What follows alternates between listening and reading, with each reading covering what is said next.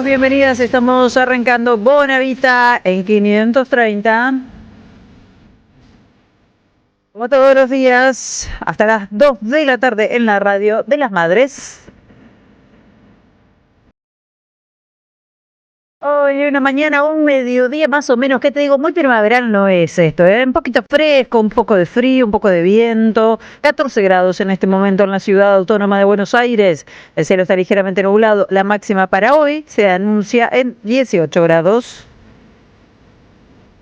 Quiero que mejore un poco esto, por favor. Nos prometieron que era primavera. Está el señor Charlie Escalante en los controles centrales. Bienvenido, Charlie. Vicente Castro, nuestro operador de streaming. Alejandro Aimu, Mariana Collante, Lucho Murat, tridente de producción. Manon Sanseverino, más linda en las redes sociales. El señor Jair Sibel en el estudio. Bonavita, Manu Chao decía que nos engañaron con la primavera. Buenas, le decimos a quienes nos escuchan desde la ciudad de Pehuajó. Sé que hay gente escuchando en Pehuajó, los saludamos. 15.3 la temperatura, el cielo parcialmente nublado, 19 grados la máxima para hoy. ¿Por qué tanto frío el sábado en Pehuajó? Me pregunto, 13 de máxima nada más. Estoy mirando, felicitas a La Rioja, qué lindo que está ahí, 24 grados y despejado, máxima de 31 y mañana calorazo, máxima de 33. Como todos los días, 1132-000-530. Bonavita, en la 530. Buenas. ¿Cómo están? Bienvenidas. Arrancamos la tarde juntos. ¿Qué les parece? No sé en qué momento empieza la tarde. No sé si está cronometrado de alguna manera en particular. Para mí es una cuestión personal. Tu tarde empieza cuando vos decidís que comienza tu tarde. Para mí es después de terminar de comer el almuerzo. Terminaste de comer y sobremesa. Buenas tardes y antes decir buenos días. Sobremesa. Si vos almorzás a las 5 de la tarde antes. Para mí la tarde empieza cuando termina la siesta. Ahí empieza la tarde. Tan pampeana que duele.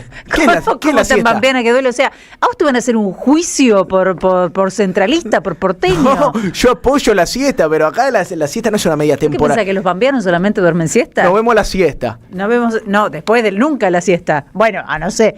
Pero no sé en qué quieras general, hacer. No sé qué en general, cuando están después todos de dormidos, la siesta, claro, después de la siesta. Bueno, en fin, bienvenidos y bienvenidas. Estamos saliendo a través del canal de YouTube Somos Radio AM 530, como hacemos habitualmente aquí en la radio de las madres. Contanos vos cuando empieza la tarde, en todo caso. ¿Hay siesta o no hay siesta? ¿Cómo no va a haber siesta? Y sí, la verdad que mejor dormirte una. Si te vas a dormir la siesta, no te lleves a la almohada todo lo que te voy a tirar ahora. Es lo único que te dormite digo. ahora. Alguna técnica de relajación, atraigo en mi mente alguna imagen linda, después me hago cargo de todo este lío, ¿no? Cada uno se hace cargo de lo que le toca, pero bueno, en el mientras tanto te cuento que están todas las repercusiones por lo que es todavía el viaje de Javier Milei. Vuelve esta tarde-noche, ¿entiendo? Sí, tiene una agenda cargada hoy, ahora después te voy a contar cuáles serían sus planes para la fecha. Pero claro, hay muchas réplicas, observaciones, opiniones, miradas, lecturas sobre el anuncio que ha prometido Estados Unidos, el apoyo que ha prometido, el salvataje que ha prometido para Javier Milei, los términos de ese salvataje. Se habla de un monto y de varias exigencias. Una de las exigencias, por supuesto, es sacarse a China de encima, pagarle el swap a China que se le debe, pero lo llamativo es que el swap con el que se comprometería a Estados Unidos es más o menos por un monto idéntico que el que adquirió Argentina con China, es decir, se lo dan para que pague la deuda, entonces no van a tener tanta disponibilidad, ¿no? Sí, o se lo dan para sacarse a Chile las represas Néstor Kirchner y Zepernik. Pero además le piden que gane la elección y eso me parece que no es un dato menor. Qué complicado que sos, ¿no? Venía todo muy bien hasta que te dijeron, che, y la elección, tenés que ganarla. No sabemos para qué es la elección, pero bueno, se supone que la tenés que ganar. Hay una advertencia de todas maneras que sobrevuela porque, claro, a ver, en estos desde el lunes a media mañana hasta aquí, lo que se impone en la agenda de los grandes medios, en la agenda libertaria, es cierto triunfalismo que hemos criticado bastante en estos días, que ganaste, que salió bien, que festejamos, cierto triunfalismo. Ahora, seguimos teniendo básicamente los mismos problemas, porque dólar que entra, dólar que sale en un ratito y volvemos a la misma situación. Seguimos teniendo el problema de una economía que no repunta, de un poder adquisitivo planchado, de los despidos, de las pymes, la industria en general muy complicada. Seguimos teniendo los mismos problemas de corrupción sin respuesta. Después vamos a repasar algunos de ellos. Entonces, me parece que no la tiene tan fácil el gobierno, insisto, más allá de que logró hacerse de la agenda en estos días, que era algo que había perdido terriblemente por los temas de corrupción, por la paliza en las elecciones, bueno,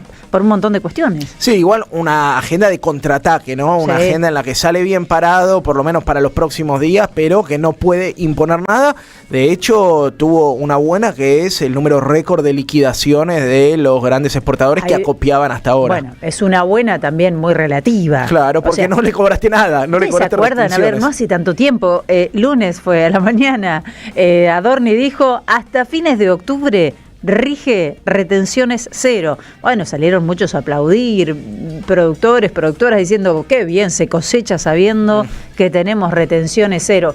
Muchos otros salieron a decir, y aquí hemos escuchado voces, a nosotros eso no nos sirve, al productor pequeño, mediano productor, esto es para los grandes exportadores. ¿Qué pasó? Y bueno, uno se llevó más del 50% del cupo, ¿no? Además de la fecha límite, habían puesto un cupo límite que era 7.000 millones de dólares. Lo cubrieron enseguida porque hay grandes jugadores y grandes especuladores que en un ratito se hicieron de la plata, llenaron el cupo y se terminó. Hoy ya se terminó el régimen de retenciones cero. Vendé campeón fue, ¿no? A los grandes acopiadores, los pequeños productores, como nos decían acá, ya tienen casi toda la soja liquidada. Así que algunos están llorando hoy, justamente porque pensaban que esto era algo que había llegado, bueno, para quedarse por lo menos hasta esa fecha, hasta octubre. Pero porque llegó una llamada del norte, ¿no? Le dijeron, muchachos, acá el que mando soy yo y ustedes tienen que volver a poner retenciones. Esa es otras de las limitaciones. Le están diciendo desde Estados Unidos, le está diciendo el Fondo Monetario Internacional, che, los derechos de exportación siguen.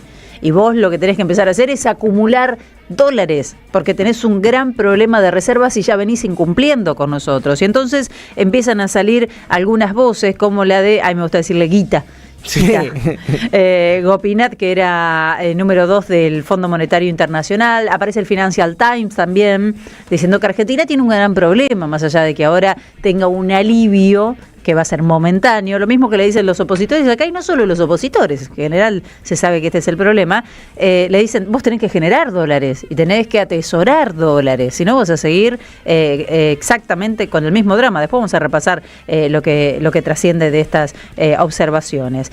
Y por otro lado, más allá de las cuestiones de economía y de dinero que seguramente hablaremos, siguen también las repercusiones, me parece que son los temas más importantes de la jornada, por este triple femicidio. Hoy cuando veía, ayer hablábamos un poco de lo que son las coberturas mediáticas, de las cuales no nos horrorizamos porque sabemos de dónde venimos y sabemos los retrocesos que hemos tenido en estos, sobre todo en estos últimos 2 años, porque muchos y muchas se dejaron llevar por el relato de los libertarios, un relato violentamente machista, que hoy en las redes sociales se encuentra réplicas con este caso.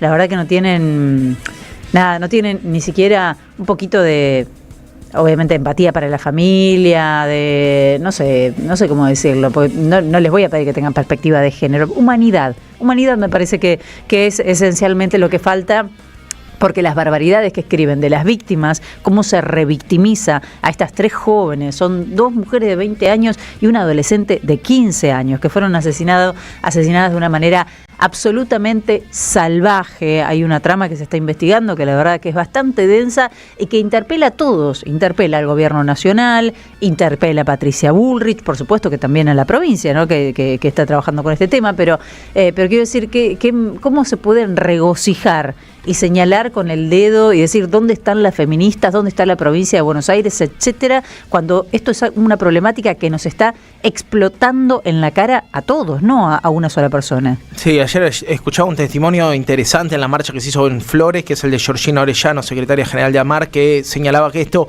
no es que le puede pasar a todas, le pasa a ella porque eran pibas, jóvenes y pobres, y por eso estamos lamentando este triple femicidio.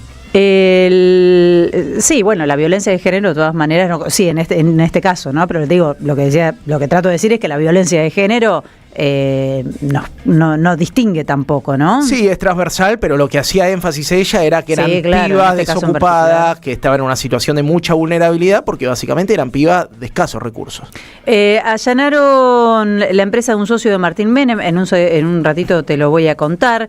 Quiero que me cuentes un poco de la condena al expresidente de Francia, Nicolás Sarkozy, a 5 años le dieron, va a tener que ir en cárcel. ¿Qué pasa? Va a tener que ir a la cárcel, le dijeron que sí, ¿no? Sí, supuestamente por un financiamiento libio, medio turbia la causa. Sí. Tiene 70 años, ya es una persona relativamente grande. Después de cumplido su periodo presidencial, lo absolvieron de otros delitos, pero no va a poder evitar la cárcel por asociación ilícita para utilizar dinero supuestamente que venía de Libia, de Muammar Gaddafi, para financiar su campaña. Así que 5 años de prisión y 100.000 euros va a tener que abonar el expresidente Nicolás Sarkozy. Bien, estos son algunos de los temas, por supuesto que tenemos muchas repercusiones, ¿no? De lo que está pasando, lo que pasa en el marco de la ONU. Ni hablar, vamos a hablar de lo que pasa en el marco de la ONU, vamos a hablar de la agenda de Javier Milei, hoy una agenda súper judía, después vamos a hablar por qué va a visitar al rabino de Lubavitch, va a reunirse con Benjamín Netanyahu, va a recibir el premio de una asociación judía otro internacional. Premio más, pero va a volver. Otra vez lleno, regodeado de premios. Y después, si llegamos, nos quedamos en otra cosa que pasó en Nueva York, porque no sé si sabéis que el gobernador de la provincia de Buenos Aires también estuvo ayer en una especie de contracumbre que se llamaba Democracia Siempre, y habló un discurso muy interesante para analizar la contracara de lo que dijo Javier Milei en la Asamblea de la ONU. Lula, estuvo el presidente de Chile. Sí. Interesante esa cumbre. Sí, muy interesante. Y los cuestionamientos también con respecto a lo que está pasando en el plano internacional y el reacomodamiento de poder al que obviamente Estados Unidos se resiste, ¿no? Se acaba la hegemonía yanqui, eso dijo Axel Kicillof en el corazón de los Estados Unidos, así que si llegamos para ponerle un ojo, porque interesante el rol que empieza a jugar Axel también. 12:20 minutos, quédate, estamos en el 1132 000 530, esta es la radio de las madres, hasta las 2 de la tarde hacemos Bonavita en 530.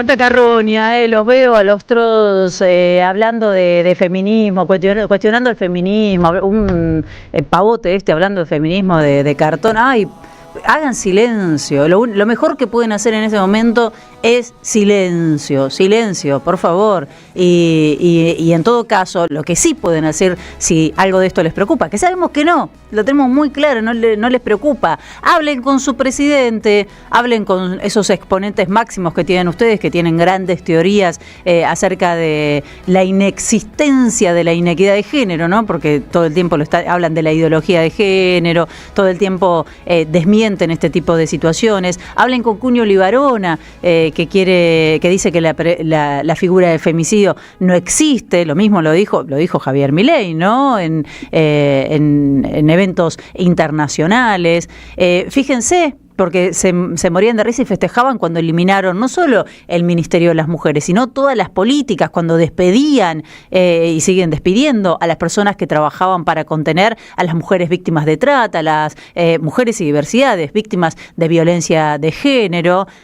¿Por qué no nos fijamos un poquito qué está pasando allí? Porque la verdad que, y cuando también de paso hagan extensiva la invitación a Patricia Bullrich, que dice que ataca al narcotráfico y lo único que hace es perseguir el narcomenudeo, ¿no? Bueno, este gobierno fue el que vació la línea 144, que era la que le daba seguimiento a los casos de violencia de género, la que cerró el programa de apoyo urgente a víctimas de femicidios, que entregaba asistencia a familiares, y los datos no cambian. En Argentina, una mujer es asesinada cada 28 horas, le pese a quien le pese, y sobre todo al gobierno que cerró el Ministerio de Mujeres, Géneros y Diversidades. Vení, Germán, tomá asiento, que te estamos esperando. Germán Martínez, qué suerte que te tenemos hoy en el estudio. Bienvenido, sabemos que siempre estás ocupadísimo y no es para menos, porque en el Congreso está pasando absolutamente de todo. ¿Qué Bienvenido. tal? ¿Cómo les va? Buenas tardes o buen mediodía, estamos ahí al límite. Sí, estamos acongojados comentando un poco la hipocresía que hoy en las redes sociales los libertarios dejan ver con el tema del triple femicidio, ¿no? Tipos que extinguieron todas las políticas de asistencia a las mujeres, una ministra de Seguridad que no se hace cargo de nada que tenga que ver con el narcotráfico. Además, de hecho, hemos hablado acá de algunos narcos que tienen contactos con el Congreso también, ¿no? Entonces, muy, muy preocupante todo. Sí, y aparte me parece que cuando se viven estas situaciones tan dolorosas, sí, la política tiene que tener la capacidad de retroceder un cachito en su necesaria y lógica disputa política, y para que no pierda centralidad lo importante, ¿no? Que son las vidas que ya no están, ser solidarios y acompañar a las familias, a las personas queridas, cercanas.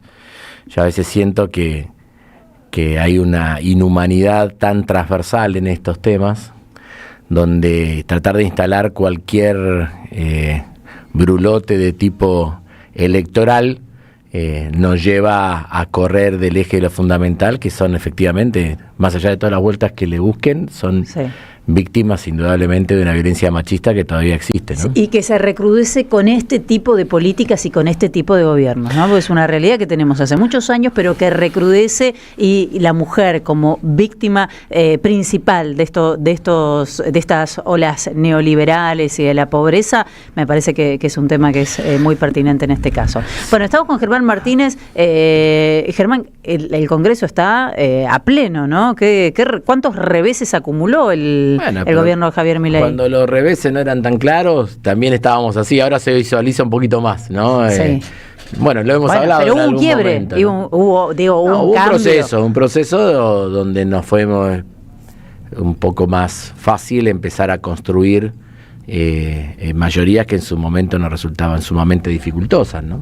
Sí. Pero cuando uno analiza desde el 10 de diciembre hasta acá, uno encuentra una primera etapa de que asumió Milei hasta la ley bases, principio de julio del año 2024, con un predominio del oficialismo conformando mayorías y bloques semiopositores facilitándoselas. Y después, desde ahí, excepto el mes de febrero y los primeros 15 días de marzo, tiempo en que sacaron ficha limpia, ¿te acordarás? La suspensión de las PASO y el acuerdo con el Fondo Monetario Internacional, excepto ese, fue un mes, del 15 de febrero al 15 de marzo, El resto del tiempo siempre tuvo predominio opositor el Congreso. Con algunas salvedades, que el año pasado, por ejemplo, en ese predominio opositor habíamos avanzado con la ley de universidades y la ley de jubilaciones que la habían vetado y que no habíamos podido insistir.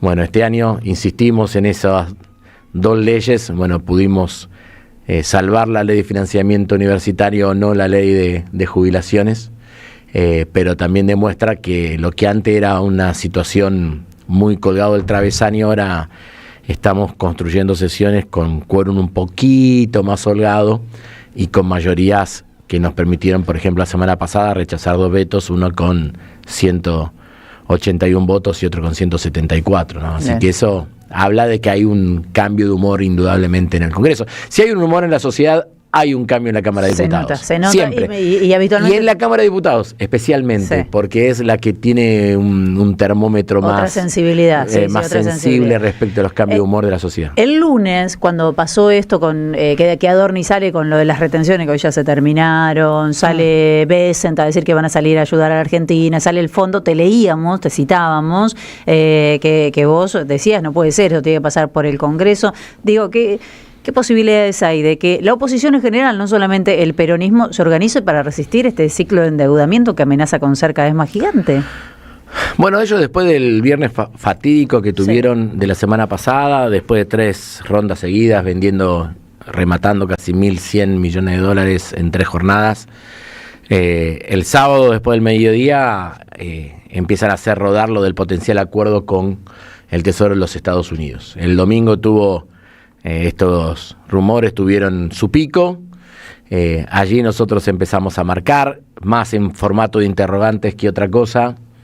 En primer lugar, ¿por qué no habían acumulado las reservas que se habían comprometido a acumular? En segundo lugar, ¿por qué pudiendo activar el SOC con China de 13.500 millones de dólares decidían por motivos geopolíticos si era un acuerdo con el Tesoro de los Estados Unidos? En tercer lugar, dijimos y preguntábamos cuáles iban a ser las condicionalidades que iba a tener, si eran de tipo solamente económicas, si eran de tipo militares, si tenían que ver con nuestros recursos naturales, y después hicimos 2 preguntas, uno, si iban a cumplir con el artículo 75, inciso 4 y 7 de nuestra Constitución, que hablan de que estos temas tienen que pasar por el Congreso, y si le habían avisado al Tesoro de los Estados Unidos que estos temas tenían que pasar por el Congreso y por lo tanto que le avisen también al Congreso norteamericano que esto tiene que pasar por el Congreso. Bueno, eso fue el domingo. Bueno, todo se aceleró lunes y martes y miércoles inclusive con todos estos anuncios, el martes con esta escena lamentable de Milei arrodillándose prácticamente a Donald Trump, y ayer donde todo el ecosistema político, económico, financiero bailando alrededor de un Twitter del titular del Tesoro norteamericano, ¿no? Sí. Es lamentable. ¿Qué es lo que tenemos de formalidad de toda esta semana? Un Twitter del titular del Tesoro norteamericano. Bueno, viejo, hay que valorarlo. Entonces, para ellos es una gran conquista. Yo creo, ayer hubo comisión de presupuesto. Sí. Muchos bloques insistimos en 2 cosas. La imperiosa necesidad de que cualquier debate del presupuesto incluya el debate de estas líneas de acción que se están planificando con el Tesoro de los Estados Unidos. Y segundo, creo que todos coincidían también en la necesidad de que sea no otra persona, sino Toto Caputo el que tenga que explicar todo esto en el Congreso. Vamos a ver si mantienen los otros bloques esta personalidad, pero Claro. me parece que al menos la línea que nosotros trazamos en nuestro bloque se hizo muy efectiva y tuvo mucho rebote ayer en la Comisión de Presupuesto. Bien. Germán, me parece interesante ese planteo, sobre todo por la legitimidad que debería darle los sectores de la oposición a un préstamo de esta envergadura. Al mismo tiempo, uno piensa que en el gobierno de Alberto Fernández vos fuiste uno de los que acompañó el proyecto que partió aguas en el medio del Frente de Todos, que era la legitimación de la deuda tomada por Macri. ¿Cómo ves en retrospectiva eso? ¿Cómo ves ese voto? Si crees que estuvo bien y si crees que para un futuro gobierno hay que discutir soluciones más de fondo en términos del endeudamiento externo de Argentina. Sí, yo sigo las decisiones, las tomo con los elementos que están sobre la mesa y yo creo que hice lo correcto, no tengo la menor duda, y también he sido y soy muy respetuoso de todos los compañeros y compañeras que tuvieron otra mirada sobre eso y que dimos debates importantes dentro de nuestro bloque en función de eso. Quizás habría que tirar un poquito más atrás, ¿no? Porque se aprobaron presupuestos antes. Y a futuro... Pará. Sí, dale. Se aprobaron presupuestos antes, donde estaba también la deuda con el fondo de Macri.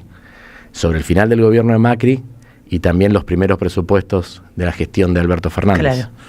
Entonces, digo, hay que ver un poquito. Principalmente esto que vos dijiste de la legitimación. Me parece que hay que profundizar un poquito más eso. No es así. ¿No fue una legitimación pasar por el Congreso la aprobación de una renegociación de deuda tomada por fuera de los estatutos del fondo? Ya la pasaste cuando tuviste los presupuestos anteriores. No sé si es la misma legitimidad votar un presupuesto que votar una ley que avala el endeudamiento por fuera de los... Lo que hiciste fue, y lo que hicimos fue votar una reprogramación de los compromisos con el Fondo Monetario Internacional. Me gusta, está bien, hay que pelearlo. No, pero aparte no tengo problema en decirlo, yo no me escondo de las cosas. No, me parece un debate para adelante, ¿no? Ya no pareciera. No llorar sobre leche derramada, sino pensar si planteado en esos términos no parece para adelante. Me parece si un próximo gobierno nacional y popular debería pensar soluciones más radicales, más de fondo en términos de la dependencia que nos condiciona estructuralmente, que es la deuda externa. Lo he dicho y creo que no hay ninguna posibilidad de hacer un gobierno transformador si nosotros no le encontramos una vuelta real a la problemática de la deuda. Y lo he dicho también en el recinto que a partir de la decisión de Mauricio Macri en el 2018, el principal condicionante, el desarrollo y el progreso de la Argentina, había vuelto a ser el Fondo Monetario Internacional y los niveles de endeudamiento externo. Sí, estoy absolutamente de acuerdo y creo que ese es uno de los temas que hay que plantear, como lo hemos venido planteando en todas las ocasiones. Nosotros tuvimos una postura también muy firme de rechazo a este nuevo acuerdo con el Fondo Monetario Internacional, que ni siquiera los diputados y los senadores conocían a la hora de votarse. Estoy hablando en el mes de marzo del año 2025. Si recordarás, cuando fue la renegociación del año 2022, primero se firmó el acuerdo a nivel de staff. El acuerdo a nivel de staff se giró al Congreso argentino. Ahí recién se trató, que hubo un debate. Vos recordarás que aquellos diputados que no eran oficialistas en aquel momento querían solamente aprobar las operaciones o sea, el nuevo calendario de vencimientos y de ingresos de los recursos, y no querían que esté como adjunto el acuerdo a nivel de staff, ¿te acordás? Sí, que hubo todo un debate alrededor de eso. Y eso significaba que habían estado también todas las cartas sobre la mesa de qué es lo que se estaba firmando. En el caso de marzo del 2025, nadie de los diputados y senadores que aprobaron la nueva deuda de Milei con el fondo supieron en ningún momento qué era lo que estaban votando. Y también tengo que decir que no se tomó ni $1 más de lo que ya había sido tomado por Mauricio Macri, ¿no? Entonces eso, yo creo que es así, y que todo esto, por eso nosotros decimos que hay que pasar por el Congreso. Yo reivindico la ley de sostenibilidad de la deuda, que indica que todos estos temas tienen que pasar por el Congreso argentino, y me parece que hay que insistir en ese sentido, y que nos va dando a veces con mayores niveles de consenso interno, a veces con más dificultades, nos va dando también una posición muy coherente que lo podemos sostener, de que todo este tipo de operaciones tienen que pasar por el Congreso argentino. A mí me parece que está bien no asumir que está legitimada, pues si vos asumís que está legitimada no podés discutir nada, así que me quedo con esa postura. Quiero volver a la actividad en el Congreso, tenemos poquitos minutos, pero te quiero preguntar porque ¿va a ir Karina Milei o no va a ir Karina Milei? Escuché diputado decir, pobre, tiene problemas en el habla, no la hagan. ¿Cómo no va a ir Karina Milei, secretaria de la presidencia, a explicar? Tiene 2 citaciones. Claro, una citación a la Comisión Investigadora Libra, sí, que la segunda citación es para el martes 30, y ahora se aprobó en comisiones la interpelación de Karina Milei en el recinto por las coimas en discapacidad. Eso todavía se tiene que aprobar en el recinto. Esperemos poder estar sesionando el miércoles de la semana que viene.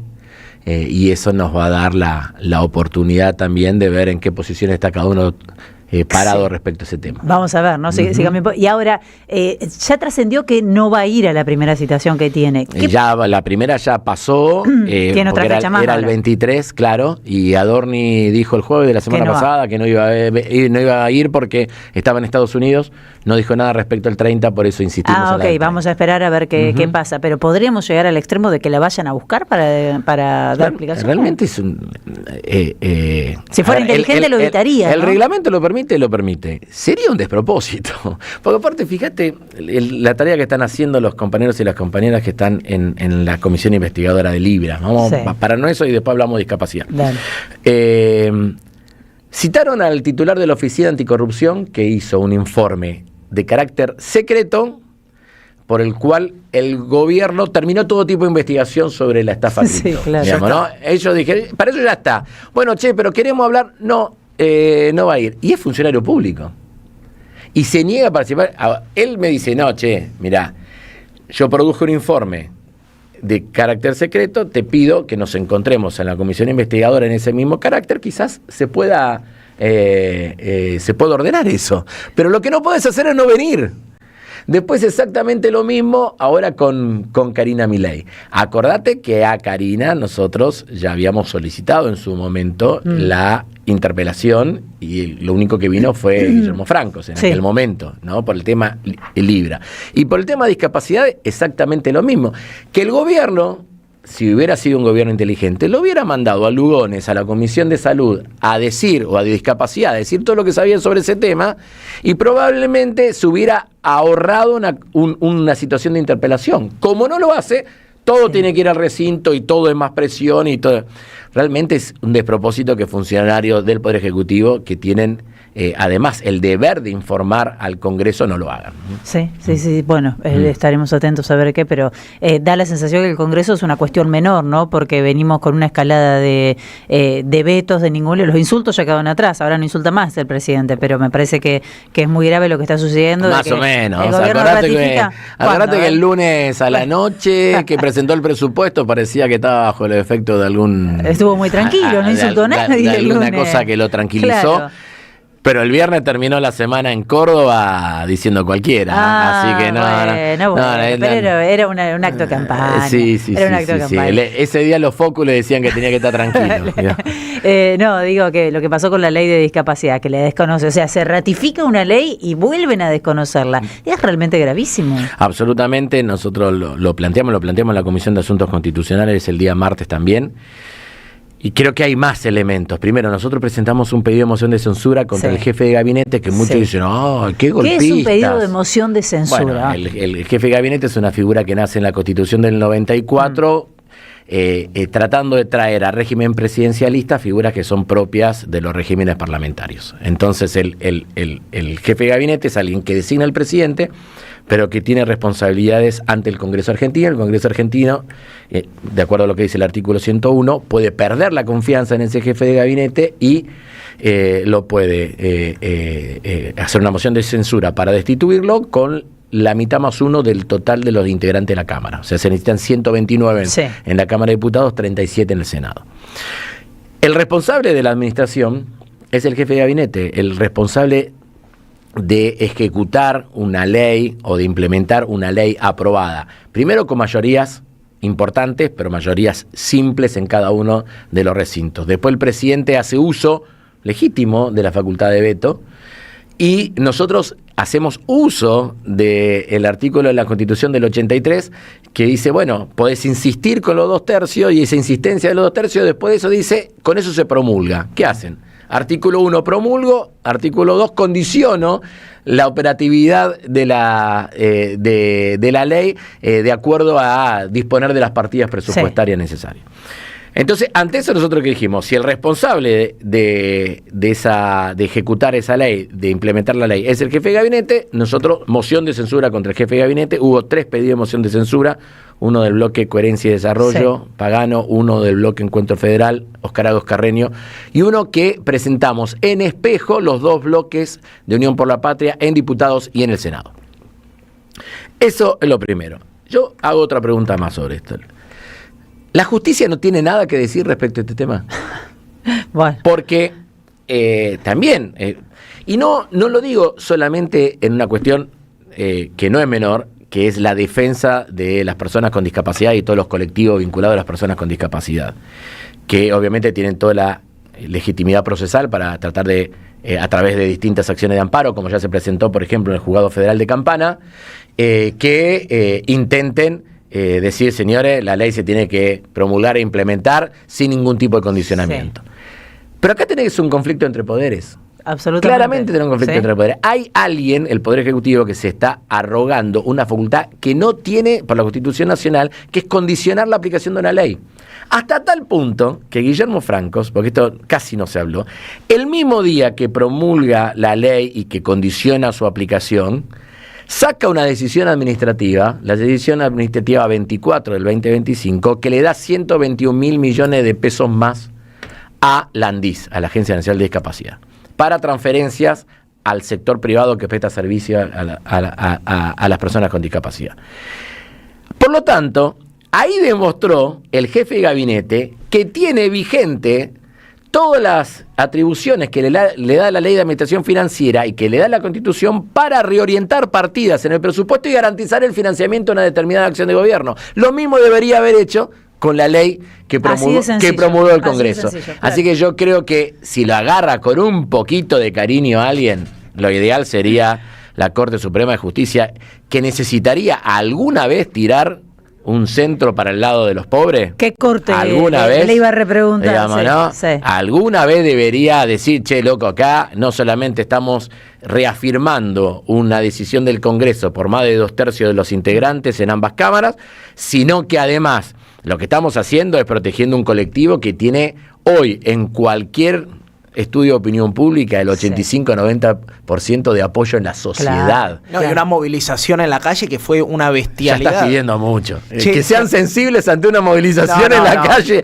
Quizás en algún momento lo que deben hacer los colectivos de discapacidad también es expresarle esta posición en el Palacio de Tribunales, ¿no? Como para que se despierten un poquito y puedan ponerse a pelear también por las cosas que hay que pelear. Guarda con esto también, porque en algún momento se va a venir el veto a la promulgación y todo este tipo de cosas respecto a la insistencia en el veto respecto al Garrahan. Sí. Y se va a venir también esta cuestión vinculada a universidades. A universidades. Y quiero recordar que las universidades, por ser universidades nacionales, directamente pueden ir a la Corte a decirle, a garantizar que se les cumpla. Y ni que hablar la insistencia del veto a la ley de ATN, si es que la logramos en la Cámara de Diputados, donde las provincias tranquilamente pueden ir. Así que yo sugeriría que la Corte mire de cerca ese decreto de promulgación del presidente de la Nación y que rápidamente trate de poner órdenes, porque se le van a empezar a acumular cosas para definir con el mismo sentido. Germán, te aprovecho que estás acá en tu rol no solo de diputado, sino de dirigente político para analizar el escenario electoral que va a configurar la Cámara baja, la alta también, ¿no? Pero la baja sobre todo porque se va a votar en todo el país el 26 de octubre. ¿Qué lectura tenés del escenario político? ¿Cómo ves el derrotero de Fuerza Patria? Y si tenés una postilla pequeña sobre Santa Fe, sobre tu provincia, de lo que está pasando en el escenario. Bueno, en primer lugar, yo tiendo a ser siempre optimista en mis análisis políticos, porque creo que nuestra responsabilidad también es tratar de brindar todo el ánimo necesario a la fuerza política en una decisión tan trascendente que va a tener la ciudadanía el próximo 26 de octubre. En primer lugar. Segundo, yo creo que además hay razones para ese optimismo, que podamos hacer una muy buena elección, porque yo vengo viendo hace rato, pero no podíamos ponerle número a las cosas, un creciente deterioro de no la imagen en términos de opinión pública, sino la confianza de la ciudadanía con el presidente. En algún momento dije, bueno, los que confiaban 100% desconfían, los que desconfían, los que desconfiaban lo putean por abajo, y los que lo puteaban por abajo ahora lo recontra reputean en todos lados. Eso lo dije hace varios meses atrás, y la elección en la provincia de Buenos Aires le puso un número a todo eso, ¿no? Y creo que cuando uno tiene una percepción política robustecida por un resultado electoral es otra cosa. Y tercero, yo veo en muchas provincias argentinas que este sub y baja de la confianza de Milei también nos puede permitir que nosotros, con una propuesta muy coherente, porque en realidad nuestro bloque político, parlamentario en ambas cámaras, ha sido del minuto 1 hasta ahora absolutamente crítico y sin ningún tipo de concesión a Javier Milei, yo creo que esa coherencia va a agarpar electoralmente. Habiéndote dicho esto, me parece que hay que trabajar muchísimo, ¿no? Y que tenemos un mes y un poquito más para llevar adelante esta tarea, no mucho más, estamos a un mes de las elecciones, y creo que tenemos que trabajar mucho en todos los lugares. Hoy de hecho yo me estoy yendo en un ratito, me voy a Zavalla, a una comuna muy chiquita del departamento de Rosario. Nosotros tenemos un régimen de que menos de 10.000 habitantes son comunas, más de 1.000 habitantes son ciudades, donde hay que estar en todos lados, tratando de que la fuerza política entienda lo que se juegan en las próximas elecciones. Y veo en nuestros compañeros una muy buena actitud y veo una muy buena recepción en la gente. ¿Significa que está ganada la elección? No, que hay que trabajar mucho y que tenemos un mes para convencer a muchos argentinos y argentinas. Santa Fe, yo creo que vamos a hacer una gran elección. Y te diría más, creo que podemos ganar la elección en Santa Fe. Apa. ¿Por qué?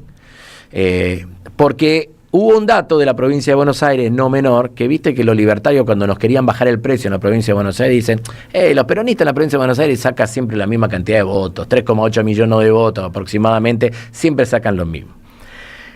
Ese dato que era para bajar el precio, a mí me da mucho más ánimo, porque digo, escúchame, siendo opositores, con todas las cosas que nos pasaron, con nuestras cuitas internas, con todas nuestras situaciones, retenemos los votos que habíamos sacado en la primera vuelta de Massa presidente en el año 2023, ¿por qué no eso en Santa Fe? ¿Por qué no eso en Rosario? Hacer eso en Rosario significa, por ejemplo, que nosotros podamos repetir la votación de Massa Rossi en el 2023, primera vuelta, son 200.000 votos en la ciudad de Rosario. Si esa elección nosotros la repetimos en toda la provincia, podemos estar metiendo 3/4 diputados nacionales en la provincia. Y creo que hacia ahí hay que mirar. Nosotros es como que deberíamos decir, bueno, Santa Fe nosotros tenemos un 65% del electorado en general no peronista y un 35% del electorado propenso a votar peronismo. No siempre te vota, propenso a, ¿no? Bueno, tenemos que poner la mirada en ese electorado propenso a, que nos acompañó en una elección muy parecida a esta, que fue la primera vuelta del 2023, donde existía la opción Milei, existía la opción Massa y existía la opción Bullrich. Hoy en Santa Fe existe la opción Milei, existe obviamente Fuerza Patria, ¿y quién es Bullrich? Puyaro, y Juntos por el Cambio, que no elige una pata progresista de su alianza de gobierno, no puso a un dirigente o una dirigente del socialismo encabezando la lista, no, eligió a la presidenta del PRO, principal aliada de Milei, que además cuando, me acuerdo que en el Senado se había aprobado la ley de discapacidad, dijo que era una ley inaplicable. Bueno, entonces, estas son las cosas que se están discutiendo en Santa Fe y hay escenarios parecidos en muchas provincias, así que hay que militar con ganas para tener el mejor resultado electoral posible. Un mes que es un montón, pero que se pasa muy rápido y en el que hay que explicar justamente la importancia de tener un Congreso que nos represente cuando se vayan a discutir temas tan importantes como reformas laborales, previsionales, tributarias, deuda, etcétera. Y donde nosotros tenemos que contestar, viste que a veces nos dicen, ¿para qué un diputado más, un diputado menos no pasa nada? ¿Cómo? Sí pasa. Un diputado más, un diputado menos te permite insistir ante un veto. Un senador más, un senador menos te permite ganar la ley bases. Acordate cuántas veces desempató Villarruel la ley bases en el Senado. Así que un diputado más, un senador más definen primero. Lo que sí, con todo el cariño porque sé que ustedes lo escuchan muchos compañeros, tenemos que tratar de evitar cualquier situación de sub y baja anímico en este mes de campaña que nos toca. No somos ni los mejores del mundo cuando las cosas están saliendo bien, ni somos el último orejón del tarro cuando hay una semana donde el gobierno tiene algún protagonismo. Lo digo porque a veces esas cosas pasan. La otra semana insistíamos en los vetos, todo pum para arriba, después Milei te ocupa la escena con este endeudamiento bochornoso que quiere hacer con el Tesoro de los Estados Unidos y algunos se puede pinchar. No hay que pincharse. El ánimo derrotista no, ni el exultante ni el derrotista. Me parece que la clave es tratar de concentrarse, de tener un promedio, no andar a los barquinazos, no ser tan, a veces creo que somos todos un poquito probablemente el teléfono y las redes nos hagan medio bipolares, y yo creo que tenemos que trabajar mucho, evitar las euforias y los derrotismos. Gracias, Germán. No, gracias a ustedes, por la charla. Hoy desde el estudio Germán Martínez, 12:53 minutos, quédate, estamos hasta las 2 de la tarde.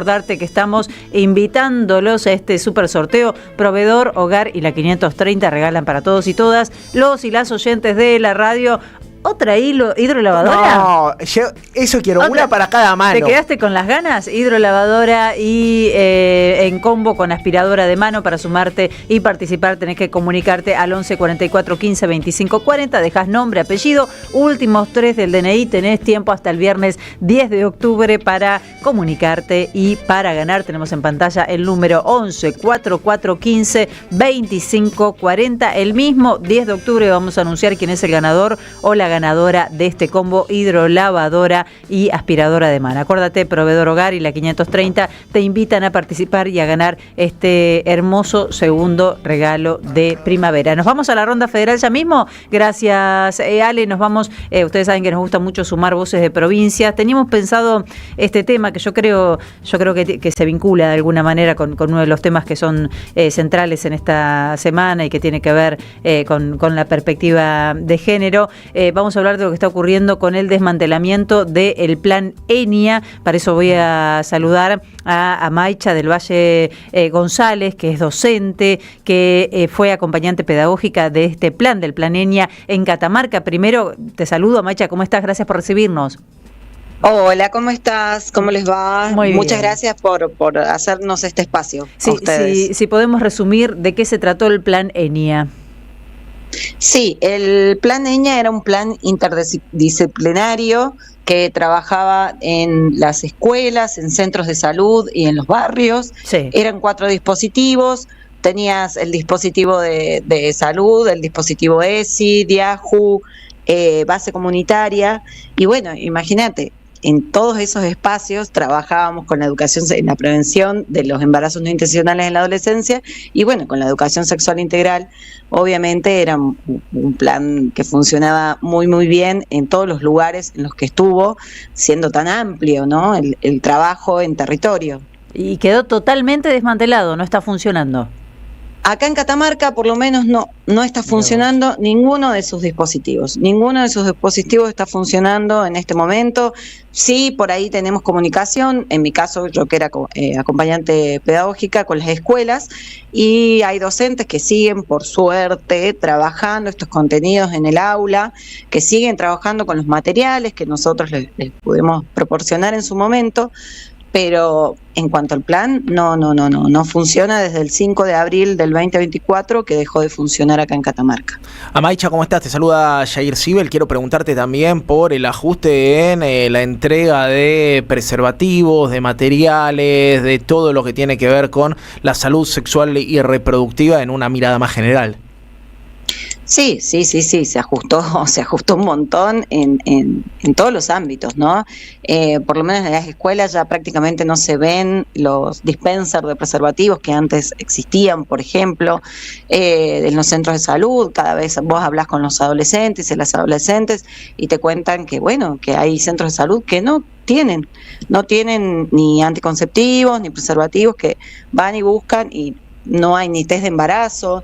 Hay centros de salud que directamente no cuentan con esto. Y eso realmente es alarmante, y aparte que también ahora, antes por lo menos, bueno, cuando estaban nuestras compañeras o compañeros del plan, podían llegar y acceder a la información de dónde sí podían conseguir en caso de que en ese centro no hubiese. Bueno, ahora directamente ni siquiera les proveen la información, nos han llegado a decir esto, ¿no? O por lo menos eso es lo que me llegó a mí. Claro. Terrible realmente. Quiero agradecerte a Maicha, qué lindo nombre, Maicha. Quiero agradecerte. Gracias. Nos vamos a ir a hablar con otra compañera de otra provincia de la misma situación. Te mandamos un abrazo grande. Un abrazo grande para ustedes. Muchas gracias por el espacio, reitero. Gracias. Hasta luego. María Pía Dambria es psicóloga, ex trabajadora también del Plan ENIA, síndica del Colegio de Psicólogos, en este caso de la provincia de Tucumán. ¿Cómo estás, María Pía? Gracias por recibirnos. Felicitas y Jair te saludan desde la 530. Hola, buenas tardes, ¿cómo están? Buenas tardes, bien. Bueno, estábamos escuchando recién alguien que nos contaba desde Catamarca cómo fue el impacto del desmantelamiento de este programa, y queremos saber, bueno, qué sucede en Tucumán, ¿no? Cuando se desarticula un programa como este que garantiza, o por lo menos intenta garantizar, el acceso a información y educación sexual. Bueno, creo que el primer efecto que tuvo el desmantelamiento del Plan ENIA fue la pérdida de las redes que contenían a adolescentes y jóvenes, ¿no? Que acercaban a salud, a educación, que unían con la comunidad, ¿no? Al mismo tiempo que se desmantelaba el Plan ENIA, en la provincia de Tucumán se desmanteló el equipo de ESI de provincia. Claro. Entonces quedaron sin programa provincial y sin el plan nacional, ¿no? Entonces... bueno, lo que hoy se ve es eso, esa falta de conexión, ¿no? Las redes que habíamos armado desde el plan, porque al ser tan integral y trabajar en todos los ámbitos, sabíamos que si teníamos un adolescente que, no sé, desde algo tan básico, ¿no? Como el derecho a la identidad, que si no tenían un DNI, sabíamos que podíamos articular con un equipo que vaya al barrio, que genere, que lo haga el DNI, ¿no? Y hoy eso no existe. Hoy no hay quien cumpla esa función articuladora que cumple el Estado, ¿no? Claro. Y bueno, y en algunas provincias incluso con el agravante de que se encuentra más resistencia para trabajar estas temáticas, ¿no? Creo que Tucumán está también allí con ese tema.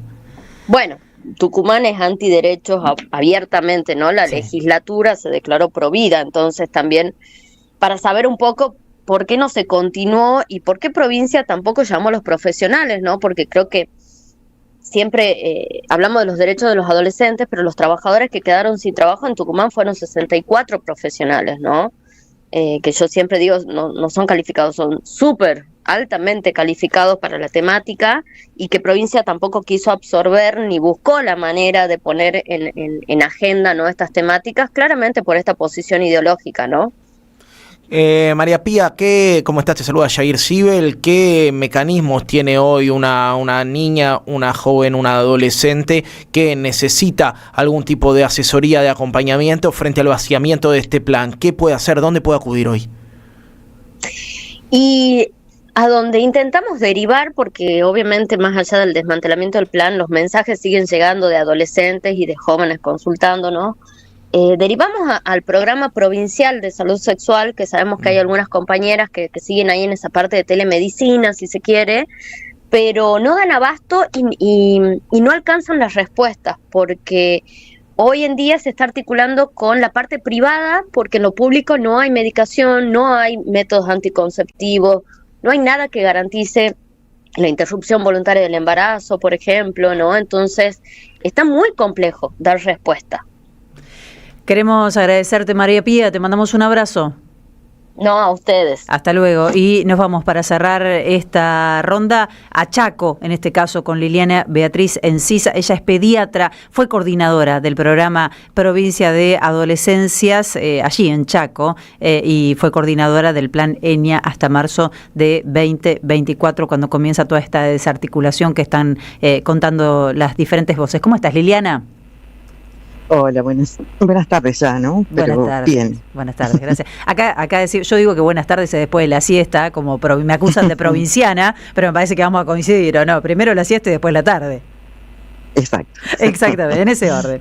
Bueno, Liliana, es muy grave esto que estamos charlando, porque bueno, lo que estamos teniendo es un panorama de diferentes provincias de cómo impactó la desarticulación de un programa como el ENIA. ¿Qué me podés contar de tu provincia? Bueno, en mi provincia, tal cual en las otras, ha tenido un impacto que básicamente afecta a niñas y adolescentes, porque todo el insumo, básicamente administrado por Nación, desde el Plan ENIA Nacional, y en articulación con las provincias, con las capacitaciones y la sensibilización, siempre han sido una herramienta fundamental para poder abordar adolescencias y juventudes.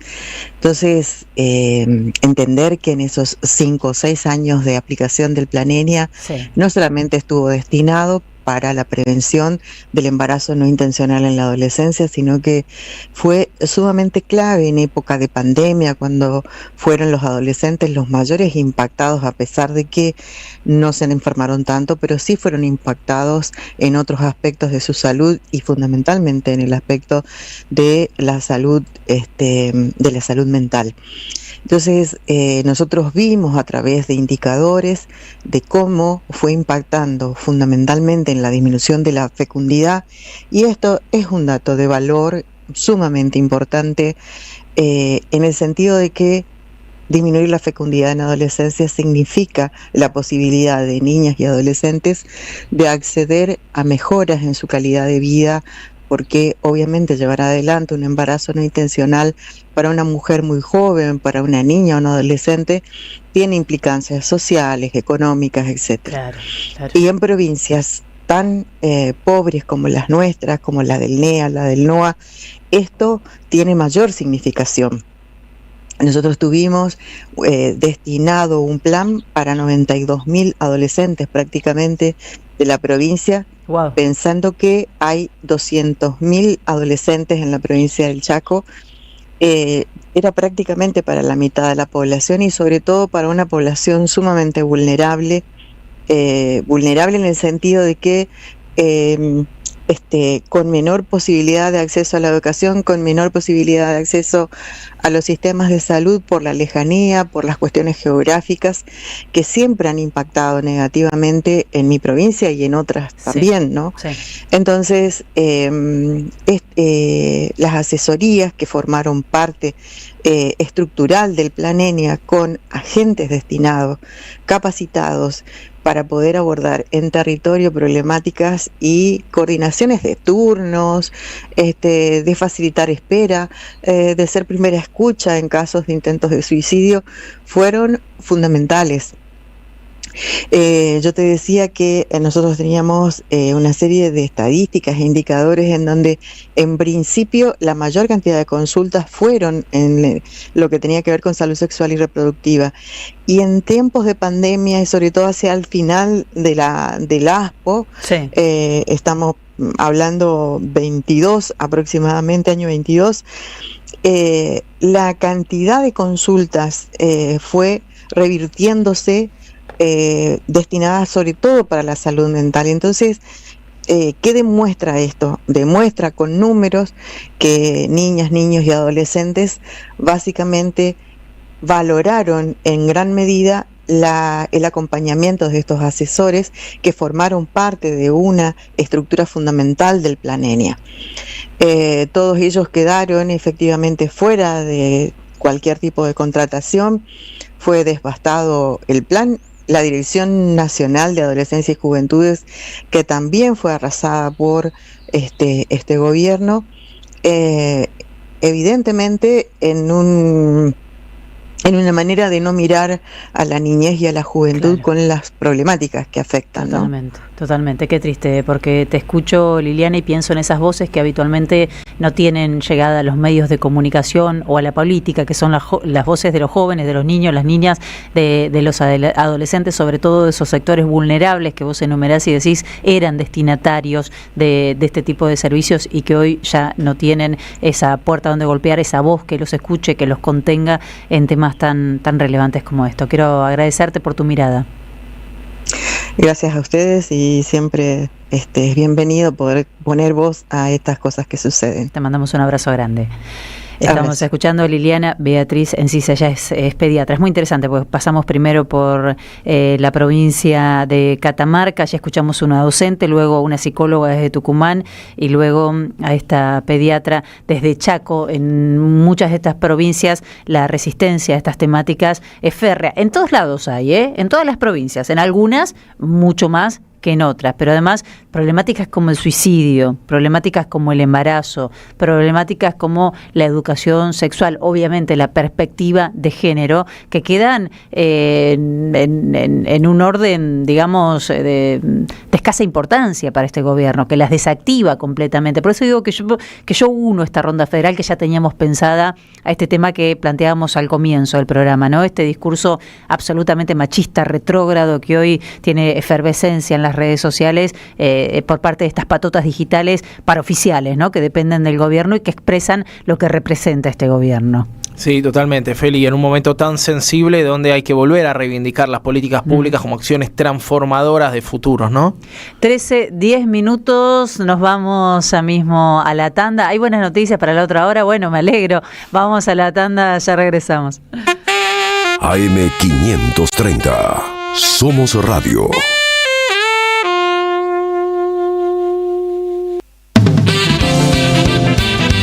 Súmate a la experiencia Pulqui Bar. Esta semana, FEDUBA te invita a la presentación de 2 libros imprescindibles para pensar Latinoamérica. Franz Fanon, La violencia de la tierra de Eduardo Grüner. Lo presenta Darío Capelli junto al autor. María Lugones, Descolonización y Alegría, de Gabriela González Ortuño. Presentan Maísa Bascuas junto a la autora. Jueves 25 a las 19. el Pulqui Bar, punto de encuentro en el corazón de la ciudad de Buenos Aires. Entre Ríos 484. Las cooperativas construyen un mundo mejor. Seguí a la Cámara de Diputados de la Provincia de Buenos Aires a través de sus redes sociales y entérate de todas las actividades legislativas en Instagram y Facebook como @diputadosBA y en Twitter como HCDiputadosBA. En 2025 vení a los talleres de Lecuni. Música, actuación, coro, tangos, cuentos, teatro, percusión y mucho más para compartir en familia. Acordate, en 2025 los talleres de Lecuni te están esperando.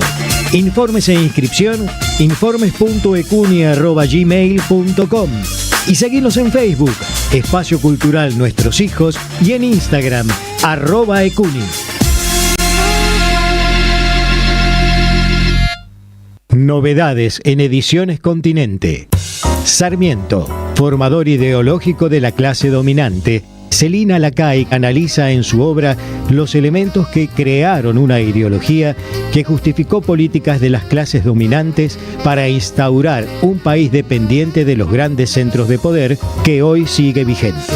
Ediciones Continente. Editamos futuro con memoria. Ingresá a nuestro sitio www.edicontinente.com.ar o a nuestro Instagram @edicontinente. Saverio del Cruel, El clásico de Roberto Arlt se presenta en su segunda temporada con dirección de Gabriela Villalonga. La crueldad, la violencia y la farsa en el seno de las clases dominantes bajo la mirada ácida del autor que cobra vigencia en estos tiempos de tecnocapitalismo brutal. Un material necesario para reflexionar sin perder el humor sobre quién es realmente el cruel en un presente individualista y precarizado. Saverio el Cruel. Todos los domingos a las 17 en el mítico Teatro Pairó. San Martín 766, Ciudad de Buenos Aires.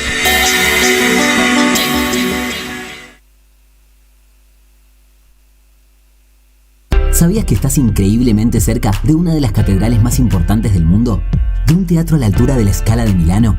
¿De un museo de ciencias naturales tan impactante como el Smithsonian de Washington? ¿De un parque infantil que inspiró al mismísimo Walt Disney? ¿Y de la primera ciudad planificada de Latinoamérica? Sí, todo eso lo encontrás en La Plata, además de una increíble gastronomía, los mejores planes y plazas diseñadas para enamorarte. Redescubrí La Plata. Estamos acá, increíblemente cerca. Municipalidad de La Plata.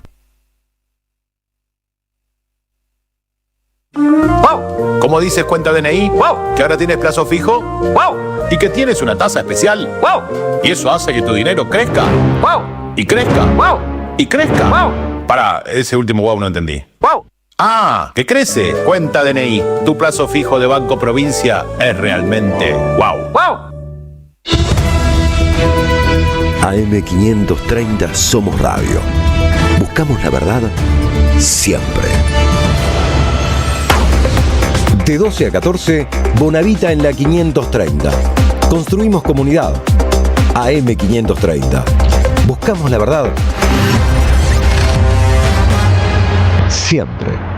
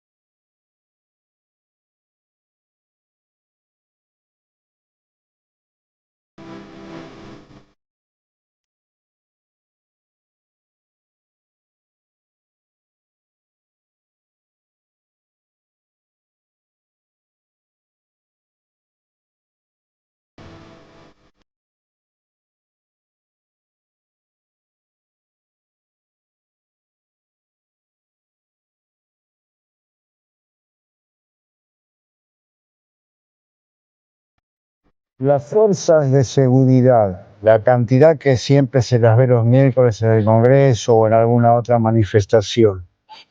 La Policía Federal, la Policía Aeroportuaria, la Policía de la Prefectura Naval Argentina y la Gendarmería. Estas dos últimas fuerzas que tenían que estar custodiando las costas, los ríos y las fronteras. Primero tenían que estar ahí tratando de que no ingrese la droga y después tratando de poner la mayor cantidad de esfuerzo posible para tratar de que el narcotráfico no nos siga invadiendo y matando gente. Y la otra es darle oportunidad a las chicas como estas, a estas mujeres, para que puedan salir de lo que estaban haciendo. Y si no quieren salir, por lo menos no entren en la droga. Un beso grande, Roque de Villa del Parque. Buen día, muchachos de Bonavita. Estoy escuchando a Yair hablar de la agenda judía del presidente. Realmente como judía me siento bastante ofendida. La agenda del presidente es sionista y pro-israelí, no es judía. O sea, la verdad que sepárennos a los judíos de la mierda esta que hace Milei.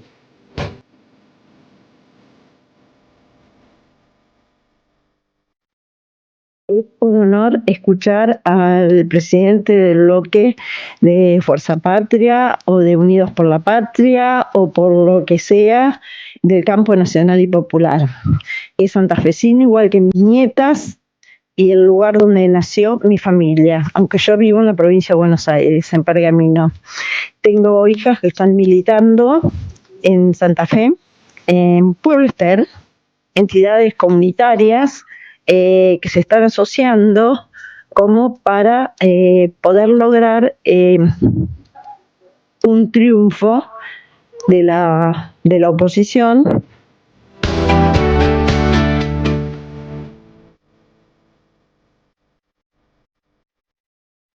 Pero cuántas discusiones y cuántas polémicas fuera del aire, dentro del aire, con los oyentes. No, tenemos tantas puertas abiertas hoy que no sabemos para dónde vamos a agarrar. Por ahí estás. Yo les voy a decir, a mí la más fácil a esta hora, Sí. después de tantos temas delicados que tenemos hoy para tratar, es la de la siesta, porque acá me siguen llegando mensajes con que está muy bien, claro. Es más, te dicen a vos que sos muy porteño. Sí, me dijeron porteñito en Buenos Aires también se duerme siesta. ¿Vos nunca dormís una siesta? Trato, cuando puedo trato. A mí me pasa que cuando vuelvo a mi casa, cualquiera de mis casas, voy a Pellegrini, voy a Santa Rosa, qué sé yo, me acusan de porteña. Vengo acá y me acusan de provinciana. Entonces, bueno, no se puede vivir así. A vos te debe pasar lo mismo, Ale. Está claro, estás allá y te dicen, eso. Llegó la porteña. Claro, eso es muy Buenos Aires, es un problema de porteño. Acá no entendemos estas cuestiones. No, quiero que quede muy claro que reivindico la siesta, que impulso una ley nacional de siesta, que todo tiempo ganado al trabajo. Ley nacional.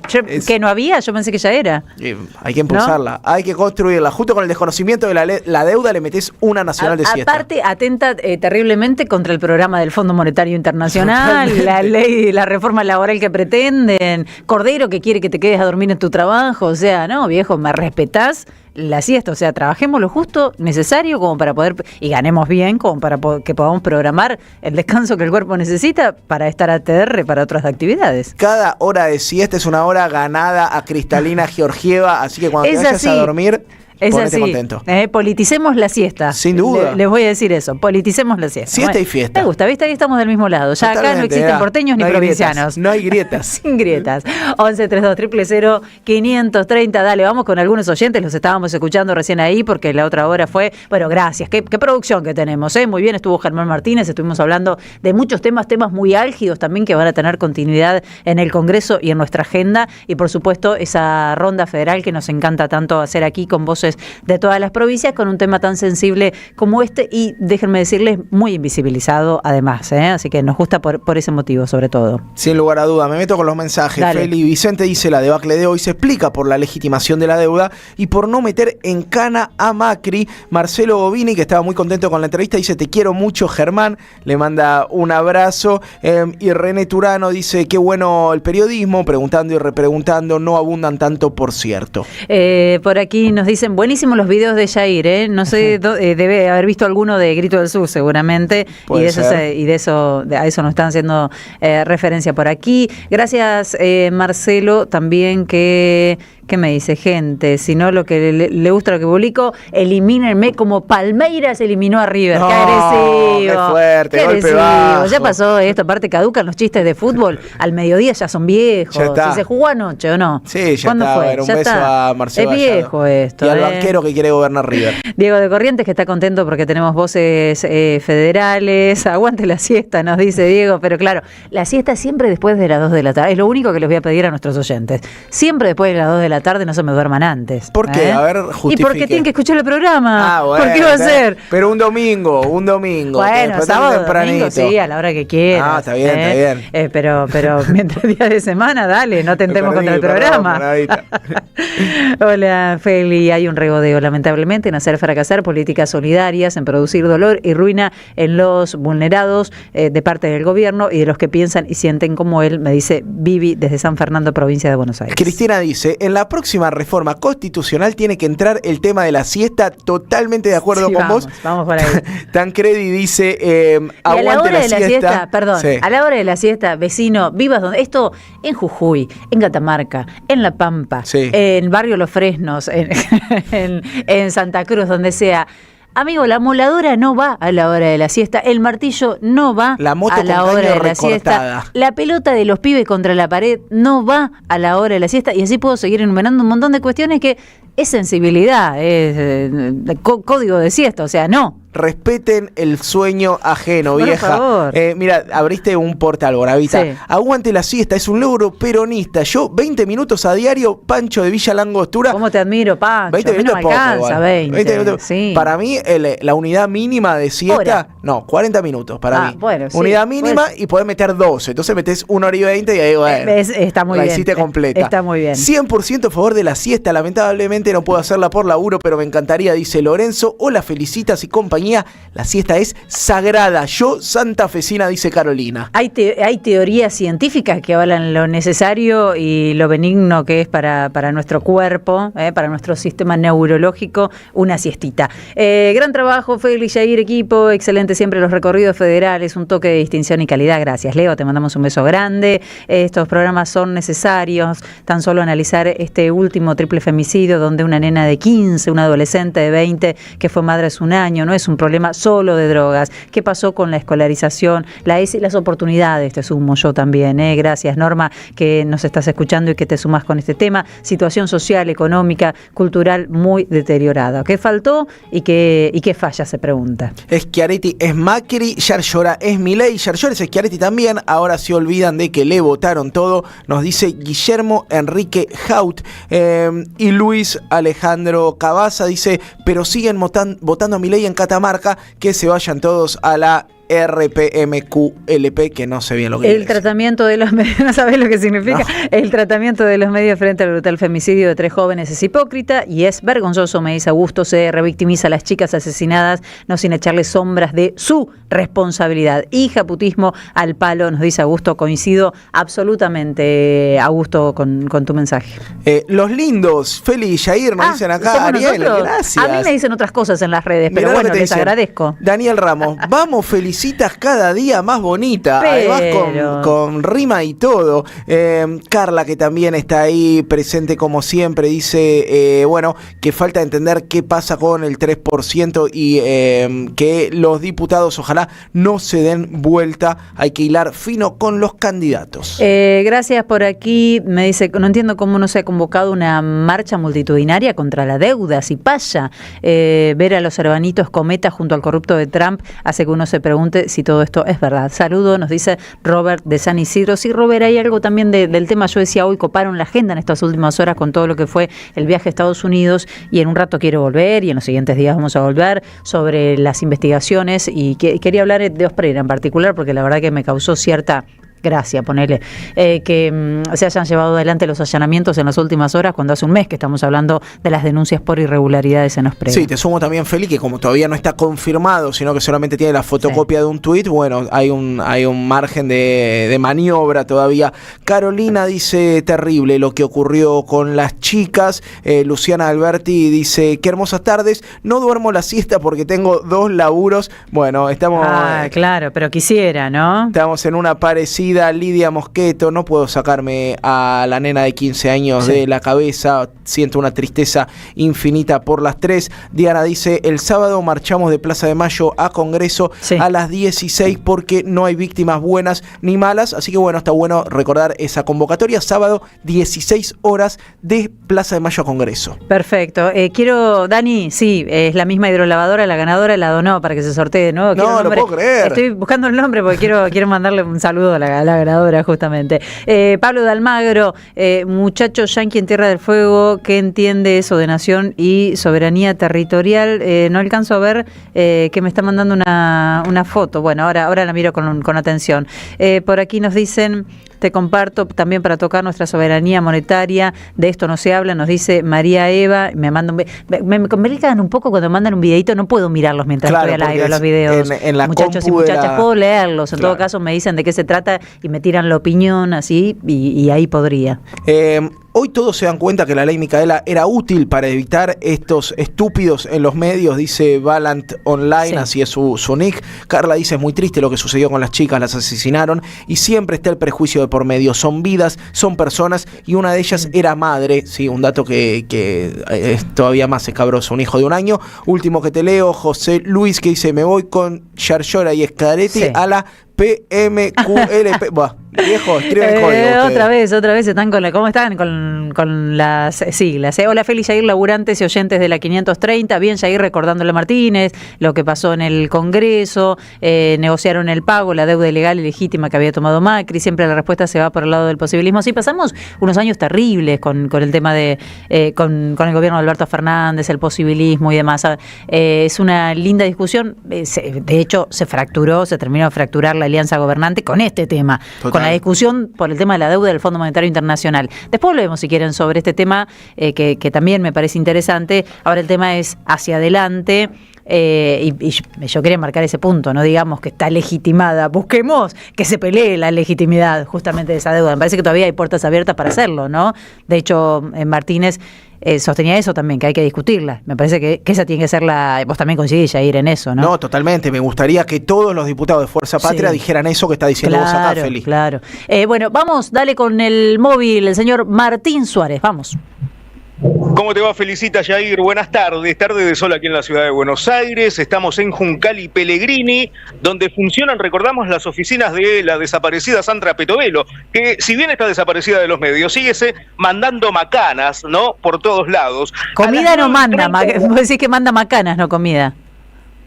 No manda comida, manda macanas y la guardan los galpones y se vence, lamentablemente. Sí. Por eso que se movilizaron más o menos a las 9:30 de la mañana, Feli. Comenzó una importante movilización de varias organizaciones que terminó hace poco más de 20 minutos y que fue encabezada por la organización social Barrios de Pie frente a lo que es la grave situación en la que se encuentran estos comedores y merenderos comunitarios, no solamente de aquí de la ciudad de Buenos Aires, sino de prácticamente toda la República Argentina. Una realidad que cada día está más complicada. Estuvimos hablando con varios referentes sociales de diferentes agrupaciones que se meten dentro de los barrios populares. No es gente que está en la periferia, sino que va adentro, donde está el hambre, donde está la pobreza, donde está la gente desocupada, y me decían que la gran mayoría no llega al 10 de cada mes. Estamos hablando de una situación realmente complicada y que solamente se están endeudando para poder comer una vez al día. Todo esto en el marco de lo que se conoció en las últimas semanas, que Capital Humano reconoció que no realizó ninguna auditoría. ¿Se acuerdan que utilizó como excusa para recortar los alimentos? Bueno, dio a conocer que no había realizado ninguna auditoría legal y que por eso todo está ilegitimado, esta quita de alimentos en los barrios populares. Hablamos con Walter Córdoba, él es referente nacional de Barrios de Pie, quien dio algunos detalles de la crisis por la que están atravesando las familias de todos los barrios populares, y también habló sobre la necesidad de que el gobierno nacional entregue alimentos a los comedores. Lo escuchamos. Creemos que es necesaria tener una política de asistencia alimentaria, un programa para comedores y merenderos en todo el país, porque la necesidad es mucha. En los barrios se siente la falta de empleo, el aumento de la inflación, las familias no tienen con qué comer, día a día se suman más familias, más personas a las filas en los comedores y merenderos. Venimos denunciando ya desde el año pasado con las filas del hambre, con la ronda de ollas vacías de las cocineras, de las compañeras que acompañan a cada una de las movilizaciones. Creemos que es dura esta situación, pero este es un gobierno insensible, es un gobierno vendepatria que lo único que busca es ajustar a nuestro pueblo y hambriarlo. No solamente entrega a toda la nación con las empresas del Estado, con todo lo que ya conocemos, despidos, falta de laburo, sino que también vacía la panza de los pibes, ¿no? Que es lo más importante. Por eso van a realizar otra movilización seguramente en las próximas semanas para que de una buena vez por todas la ministra Sandra Petovelo entregue las comidas a los comedores comunitarios. Feliz. Gracias, Martín. A vos, hasta luego. Hasta luego, Martín Suárez, entonces, desde la calle. Hay mucha gente, gracias a todos. Lo que me mandaban que no podía ver es el vaciamiento y desmantelamiento de la Casa de la Moneda, que la quieren cerrar y echar a los trabajadores, los tratan como ñoquis. El 1 de octubre se hace un abrazo a las 13 horas. Ahora sí, te agradezco muchísimo la data, no sé quién, María Eva, gracias. Te mando un beso grande. Tenemos que hacer una tanda, ya estamos de regreso. Somos Radio. AM530. Tronador, agua mineral, botellones y dispensers para el hogar y la oficina. Hacé tu pedido al 4201-2627 o mandanos un mail a info@aguatronador.com.ar. Tronador, agua de mesa envasada. 12 de octubre 632 en Avellaneda.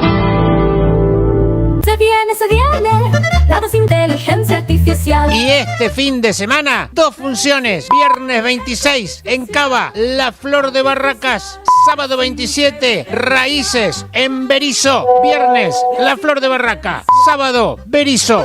Inteligencia artificial con Adrián Stoppelman. Entradas por offline. Medio de Dorapa, humor y música. Conrado Geiger, Daniel Campomenosi y Alejandro Sanz. Viernes 26 de septiembre a las 20 horas en Club Social Luzuriaga. Luzuriaga 348, Barracas. Produce Don Narciso. Auspicia AM530. Somos Radio. Entradas anticipadas con descuento por Alternativa Teatral.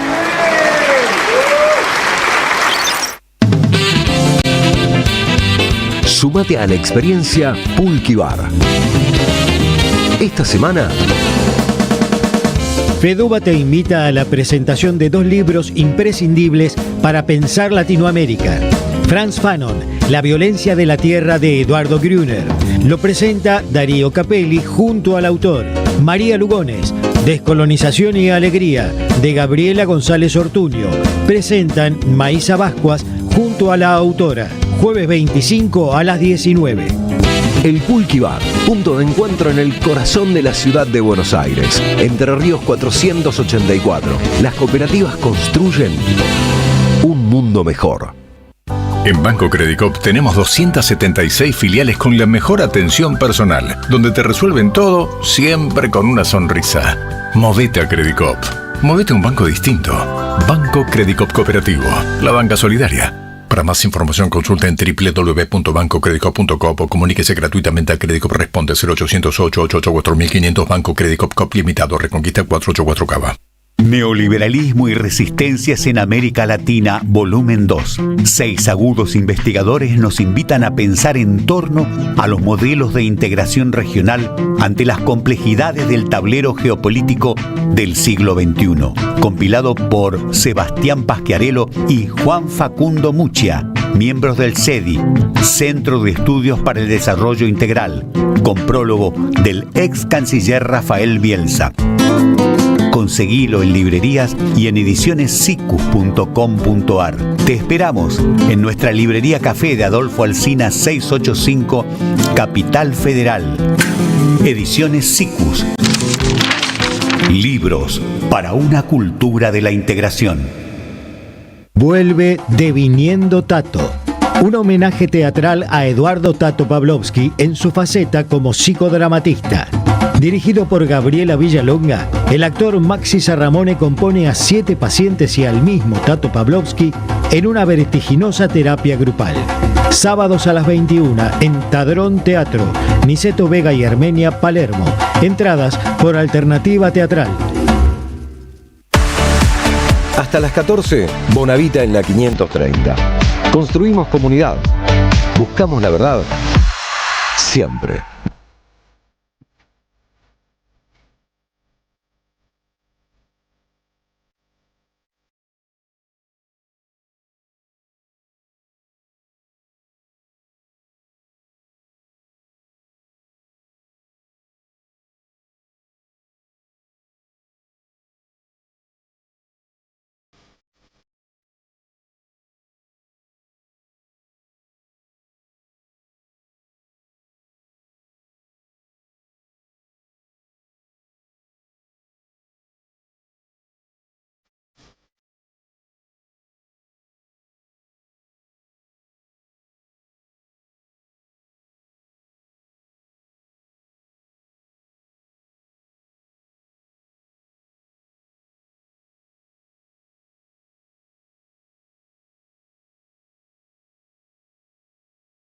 13:37 minutos, estamos hasta las 2 de la tarde. Les decía hoy que sin dudas es uno de los temas principales y que en vista de todo lo que estamos escuchando, viendo, no solo en las redes sociales, también en algunos medios tradicionales, las perspectivas y este espectáculo que se monta en torno a este triple femicidio, bueno, amerita que abordemos el tema con seriedad y queríamos sumar hoy la voz de Manuel Trufo, que es director de Seguridad y Justicia del Centro de Estudios Legales y Sociales, del CELS, que, bueno, comprende en lo que tiene que ver con seguridad, narcotráfico, violencia y justicia, porque, bueno, nos parece que amerita que repensemos las cuestiones en este momento en el que muchos están tratando de o sacarse el lazo de encima o machacar responsabilidades y sacar algún tipo de rédito, no sé, político sobre una situación tan grave como esta, ¿no? Insisto, un triple femicidio. ¿Cómo estás, Manuel? Gracias por recibirnos. Hola, ¿qué tal? ¿Cómo estás? Gracias a vos. Y se mezclan muchos temas, ¿no? Porque está la cuestión de género, hablábamos más temprano de esta línea que se maneja en las redes sociales, que manejan las patotas digitales del gobierno, pero también está la cuestión del avance narco. Sí, nosotros lo que venimos planteando hace ya bastante tiempo es que hay que considerar a la violencia asociada a este tipo de organizaciones criminales como un problema de derechos humanos. Y en este sentido, esto tiene que estar mucho más arriba en la lista de prioridades de la política de lo que lo viene estando, ¿no? Probablemente el hecho de que las principales personas afectadas por estas formas de violencia de estas organizaciones sean personas de los sectores populares hace que esto solo aparezca cuando hay casos así muy resonantes o horribles como el que estamos hablando en estos desde ayer, pero esto es algo que viene sucediendo de manera continua, quizá más subrepticia, distintas formas de violencia femicida como en este caso, pero también violencias contra varones jóvenes, o incluso formas de violencia que no tienen que ver directamente con el asesinato o la tortura, sino con la imposibilidad de ejercer libres movimientos en los barrios populares, por ejemplo, ¿no? O sea, una serie de cuestiones que se han venido consolidando en los últimos años a través de diferentes gobiernos y que creo que lo que falta es que esto aparezca como problema en la agenda política. Lo reitero, un problema de derechos humanos para nosotros ya a esta altura. Mirá vos, qué importante lo que decís y es algo que se viene instalando ya desde hace muchísimo tiempo. Seguramente algunos tipos de políticas predisponen el terreno como para que avancen con más fuerza, pero es algo que viene sucediendo hace tiempo. Es algo que viene sucediendo, que tiene un costado obviamente relacionado con la cuestión del consumo de drogas, ¿no? Sí. Que es también un fenómeno global, pero que también crece mucho en la Argentina, pero que, como decía, exactamente, ¿no? La retirada del Estado y la precarización general de la vida en muchos de estos barrios, el ataque contra las organizaciones sociales que cumplían roles también muy importantes en estos barrios y que hoy están muy debilitadas, o sea, todo coadyuva, por decirlo de alguna manera, para que estas organizaciones se vayan instalando hasta que llega un punto en el que ya es muy difícil pensar en términos como lo suele plantear a veces la política pública de extirparlas, ¿no?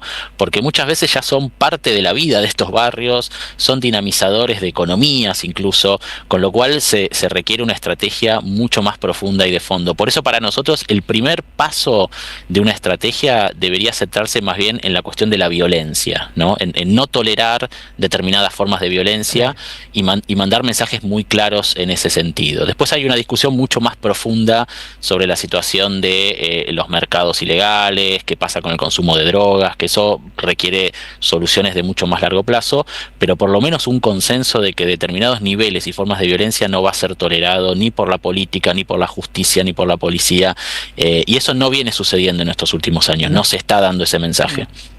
No, ¿qué tal, Manuel? Jair Sibel te saluda. Además, uno piensa que en la historia de la Argentina, me centro más en la provincia de Buenos Aires, siempre hubo un aval policial o de algún poder político para el manejo de territorios por parte del narcotráfico. Y lo pienso en el caso de la Villa Padre Richardelli, 1114, que es la de Flores, que a todas vistas las autoridades de la ciudad de Buenos Aires saben que es un polo que ahí funciona, un polo de venta de drogas histórico y que nunca hemos tenido la intención, por lo menos del gobierno de la ciudad de Buenos Aires, de llevar un poco de tranquilidad a los habitantes que viven en ese barrio también.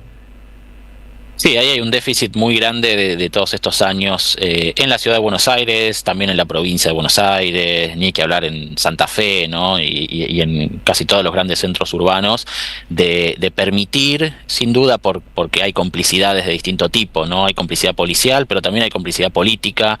Hay casos escandalosos de complicidad judicial. Me viene a la mente ahora lo que había pasado con el fiscal general de San Isidro en su momento, que fue echado y procesado porque participaba de allanamientos donde se robaban la droga y luego la utilizaban para extorsionar a grupos. Bueno, cuestiones increíbles de degradación de la democracia, tanto a nivel institucional, ¿no? En estas instituciones que estoy diciendo, la política, la policía, el Poder Judicial, como también de degradación, repito, de la vida de las personas en estos barrios, que de pronto se encuentran con formas de autoritarismo, diría yo, que vienen ya no del Estado, sino de estos grupos que empiezan a ejercer distintas formas de control territorial, distintas funciones. Por ejemplo, se habla mucho en estos últimos años de la función de prestamistas que cumplen, ¿no? Estas organizaciones en los barrios, con lo cual se van insertando en la vida de los barrios, en la vida cotidiana, y después ya es muy difícil plantear una diferencia tan clara o tan tajante de dónde está la organización narco, por decirlo de alguna manera, claro, y dónde están las tramas de la vida económica de barrios que no tienen muchas otras alternativas, ¿no? Qué difícil esto que está contando, ¿no? La función de prestamistas, estás diciendo. Prestamistas, dinamizadores de la economía, como decía antes, gente que tiene, no sé, remises y trabaja porque se mueve esa economía, gente que empieza a trabajar, a veces forzada, a veces no, como depósitos de mercadería, de drogas, ¿no? Como los lugares de guarda también. Se van como diversificando también los roles de la cadena, sí, del narcomenudeo, y eso va incorporando cada vez a más personas, repito, en un contexto en el que no hay muchas otras cosas que puedan hacer. Y una vez que eso se instala es muy difícil, ¿no? Digo, una vez que eso está muy instalado, muy extendido, ¿cómo haces? Y es muy difícil porque además muchas veces las políticas vienen con esta retórica de, bueno, entramos al barrio, sacamos a los narcos y después llega el Estado. Sí.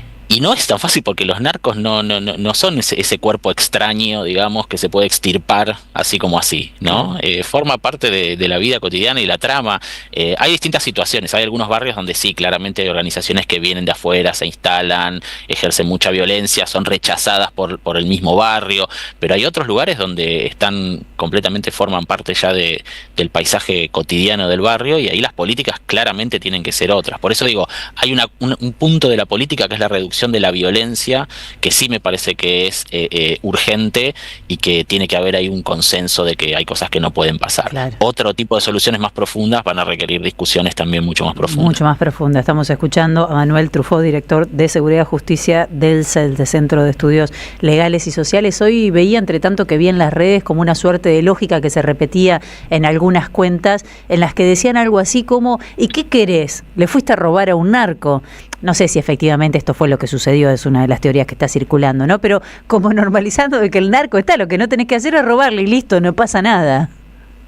Claro, ese tipo de normalización es a lo que no hay que llegar, ¿no? Porque, bueno, claramente se trata de 3 chicas, más allá de lo que hayan hecho, que después se verá en la causa, claro, que estaban en una relación de sometimiento y explotación, digamos, ¿no? Entonces, y así como ellas que tuvieron este final tan extremo, hay muchas otras situaciones que quizá no tienen finales tan extremos, pero en donde también se sufren distintos tipos de autoritarismos, abusos por estas estructuras, que son estructuras de poder, ¿no? En algunos barrios son realmente estructuras de poder, y hacia ahí hay que apuntar, me parece, por lo menos como prioridad, ¿no? Cierra, Jair. Manuel, te quería preguntar por la realidad que vive el narcotráfico en nuestro país. Argentina, a diferencia de otros países de la región, pienso en aquellos más cercanos al trópico, siempre ha registrado organizaciones menos complejas en materia de narcotráfico, ¿no? Menos asociadas a la idea de cárteles que a bandas. ¿Está cambiando esto? Digo, a partir del fenómeno rosarino, ¿podemos hablar de una irrupción de un narcotráfico más internacionalizado, más sofisticado, más profesionalizado, o Argentina sigue siendo un país que todavía no cae en esta dinámica que sucede en otras latitudes de nuestra región? Yo creo que no necesariamente se ha vivido un proceso de sofisticación de estas bandas, ¿no? O sea, hay un nivel del narcotráfico que tiene que ver con el rol que tiene la Argentina como también punto de pasaje para la exportación, sobre todo de Europa, en donde hay bandas que se mueven en ese nivel y que tienen conexiones con otras bandas más importantes de México, sobre todo. Pero después está el problema más bien del narcomenudeo, o sea, del consumo local, y ahí son bandas que en general no tienen ningún tipo de sofisticación, ni tienen armamento pesado, digamos, pero que sí pueden llegar a desplegar altos niveles de violencia, ¿no? Porque que no sean grandes cárteles no quiere decir que en determinadas consecuencias no puedan ser muy violentos, como en este caso, o como vino sucediendo en Rosario durante muchos años.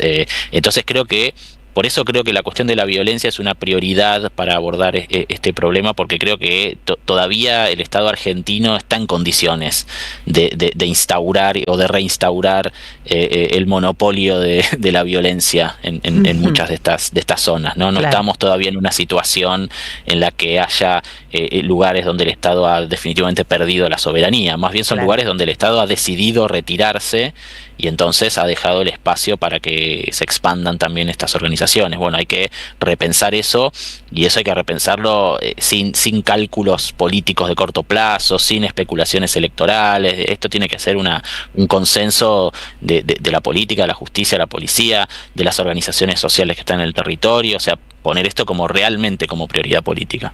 Gracias, Manuel. Muy interesante escucharte. Bueno, muchas gracias a ustedes. Te mandamos un abrazo. Estamos escuchando a Manuel Truffaut, que es director de Seguridad y Justicia del CELS.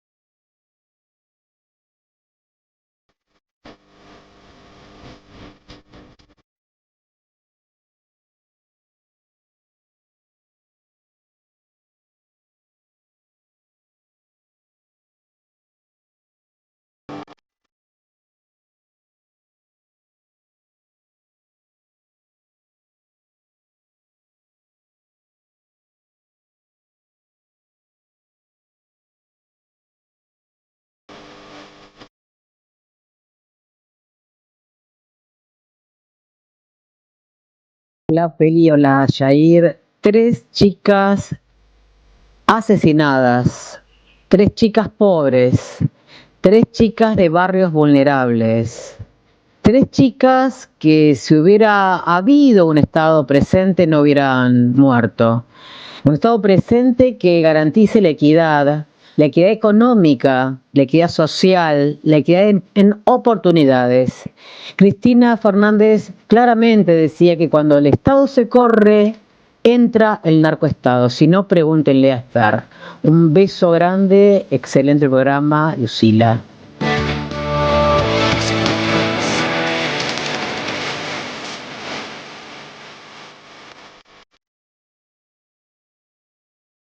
Gracias oyentes, gracias a quienes están aquí en el 1132000530, en nuestro canal de streaming, a la gente que se suma todos los días. Me queda una invitación por aquí, Falú Mogilevsky en vivo, domingo 28. ¿Cuántos planes para el domingo? Domingo 28, 20 horas en vivo, Teatro Catalinas de la Boca, Benito Pérez Galdós 93 presentan el disco nuevo, Falú Mogilevsky 2024 en vivo en Montevideo. Juan y Mogi se reúnen esporádicamente para tocar versiones libres. Ese es el juego desde hace 40 años, cada 10 años hicieron un disco, siempre en base a improvisaciones. Estos discos son cobijados por quienes los escuchan desde improvisaciones y semitas hasta Ayer es siempre. Reunirse para tocar juntos es siempre vivido por ellos como un acontecimiento en el que la música vuela profunda y plácidamente. En septiembre recibimos a estos enormes artistas de la música argentina en el Galpón de Catalinas, conforman esta coproducción que invitan a compartir un momento colectivo a través de la música. Las entradas las podés conseguir anticipadas a través de Alternativa Teatral con descuento a las anticipadas, así que podés sumarte.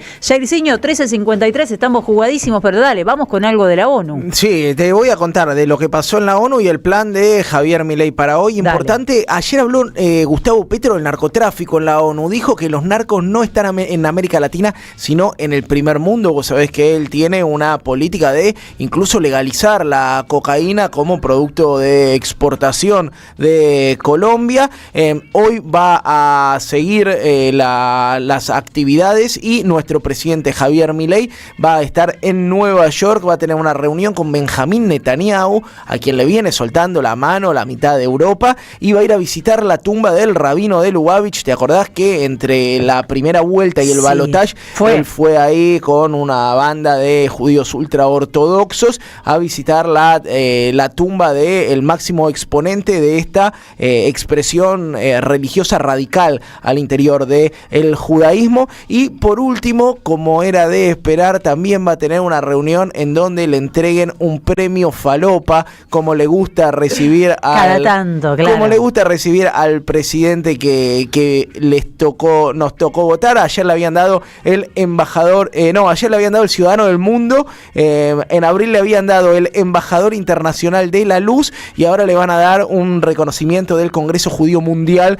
cuyo presidente Donald Lauder va a tener una reunión con Javier Milei. No quería perderme un dato, ayer hubo una reunión en Nueva York en la que participó Axel Kicillof, con una línea muy potente en la que se reunieron los líderes de izquierda progresistas de América Latina, que se llamaba Democracia Siempre, incluso en una especie de respuesta a lo que dijo Donald Trump, que fue muy crítico de los sistemas democráticos, entre otros. Además del gobernador, que fue acompañado de Carly Bianco, estuvieron Pedro Sánchez de España, estuvo Yamandú Orsi, estuvo la ex vicepresidenta de Uruguay, la ex compañera, ¿no? Porque nunca se deja de ser de compañera del Pepe Mujica, Lucía Topolansky, estuvo Gabriel Boric y Gustavo Petro, además del presidente uruguayo. Así que un bloque importante de países latinoamericanos que hicieron una especie de contracumbre en Nueva York, y creo que el dato más importante acá es que Axel Kicillof se posiciona como un referente del antimileísmo también en órbitas internacionales. Ayer en Nueva York estaba entre presidentes, estaba entre mandatarios directamente, digamos, ¿no? Con Lula, con Orsi, con Boric, con el presidente de España. Bueno, un espaldarazo, por lo menos un abrazo internacional a la disputa que tiene aquí adentro Javier Milei, que fue también muy crítico del funcionamiento de Naciones Unidas. Así que esto es un poco de lo que sucedió en Nueva York el día de ayer y lo que va a estar haciendo nuestro presidente durante la jornada de hoy. Dos cuestiones que nos quedaron pendientes por aquí que hoy adelantábamos. Bueno, el lunes Adorni dijo retenciones cero, muchachos. Salieron todos a épica, ahora sí, con este gobierno, sí, vamos ahora. ¿Qué pasó? Aparecieron 2, 3 grandes exportadores, liquidaron, y la letra chica decía que era hasta 7.000 millones de Había, ¿no? Había guardado de dólares. Mirá que yo tenía 300.000 pesos en efectivo. Para llegó liquidar. el cupo, se cumplió ese cupo antes de la fecha límite, que era fines de octubre. Y entonces muchos dijeron, pero ¿cómo? ¿No era hasta octubre? No llego. Entonces los productores, los medianos, los pequeños productores no se beneficiaron con esto en nada. Luego de que el gobierno volviera con estas retenciones a su régimen original por haber alcanzado este cupo de 7.000 millones sin derechos de exportación a los granos, con la registración de declaraciones juradas de ventas al exterior,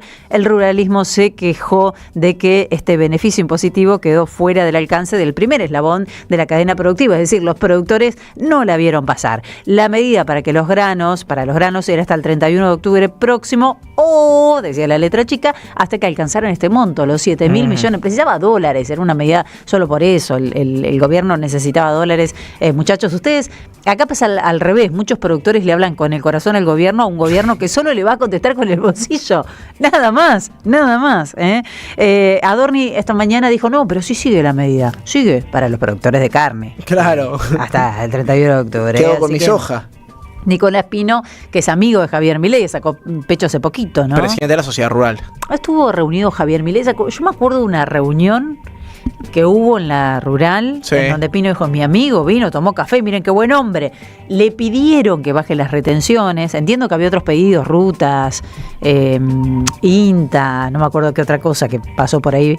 Y Milei les dijo, cuando saque las retenciones va a ser para siempre. No puedo ahora, pero cuando la saque va a ser para siempre. 3 días le duró. Para siempre son 3 días. 2 días. Son 3 días. Bueno, entonces Pino ahora tiene que hacer un poco de equilibrio ahí, ¿no? Porque estuvo bastante cuestionado después de ese encuentro. Se mostró cauto a la hora de hacer un balance general sobre la medida, pero hizo hincapié en la manera de que se realizaron las registraciones en 72 horas de manera inédita. Miren cuánta plata hicimos en un ratito, ¿no? ¿Quién hizo plata en este ratito? Bueno, esa es una de las grandes preguntas. Bueno, me quedan muchos temas, los vamos a dejar para mañana. No me olvido de Osprera, de los Menem, que siguen siendo parte de este gobierno.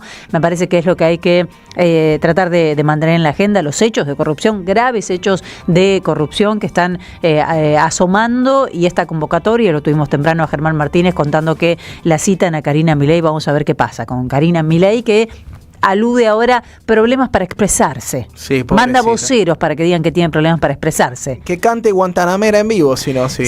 Sí, bueno, que guarde ese traje impactante fucsia que se puso para ir a... Es el vestido de March. Abrazarse a Trump, sí, igual encima, ¿no? Igual, que lo guarde para el Congreso, que así se la espera en el Congreso para que dé explicaciones. Gracias, Charlie Escalante, en los controles centrales. Muchísimas gracias a Ale Aimú, Mariana Collante, Lucho Murad, muy bueno, chicos, que gran equipo de producción. Muchísimas gracias, nuestro querido Vicente Castro. Vamos a preparar algo para mañana, avisen nosotros, algo para divertirnos, para compartir a través del streaming. Gracias, Jair Sibel. No me quedé pensando, viernes, Jair. Viernes. Tenemos muchos temas comprometidos y serios por ser viernes, pero vamos a guardarnos ese último ratito como hacemos nosotros de cumbia. Mañana hicimos la guerra de las cumbias. El viernes pasado hicimos acá una suerte de guerra. Gané. Con Charlie. Gané por paliza. Jair. Y disculpen, ya les dije que no voy a fingir modestia. Gané yo con las cumbias que traje, fueron las más populares, chicos, fueron las más votadas. No me voy a someter a esa Mañana hay guerra de cumbias de producción. Upa. Producción tiene la última media hora mañana con guerra de cumbias y votamos a ver quién es ganadora. Los quiero ver menear. No tenemos premios para nadie hasta acá, pero bueno, por lo menos nos divertimos de esa manera, es una excusa para escuchar algunas cumbias. Nos vamos, que tengan una linda tarde, ya se viene Carlos Polimeni, quédate en la 530.